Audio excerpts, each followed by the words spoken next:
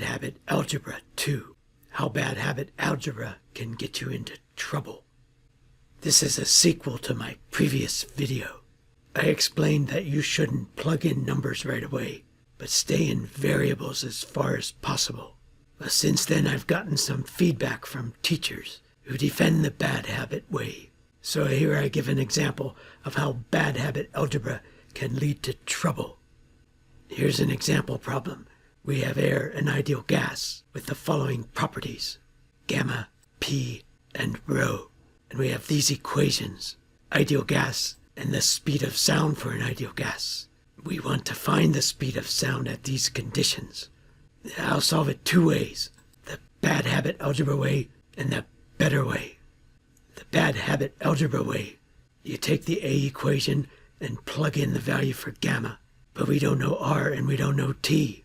You do the same with the ideal gas equation, but again you don't know R and T. At this point, many students get stuck. I don't know how to solve it. Me neither. They can't solve this without knowing R and T.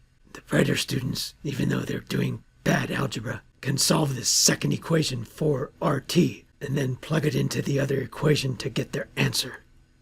Now the better way: we stay in variables as far as possible. We start with the ideal gas equation and solve for T.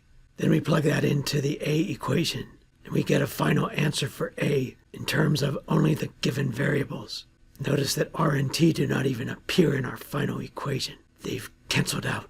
Finally, at the end, we plug in the numerical values. Our calculator gives us 347 meters per second. That's our final answer to 3 digits. Again, notice that R and T were not even needed.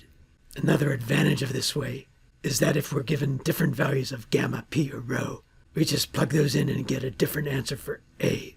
In conclusion, kick your bad habit algebra habit. Yeah. Thank you for watching this video. Please subscribe to my YouTube channel for more videos. 1, 2, 3. That's all there is to it.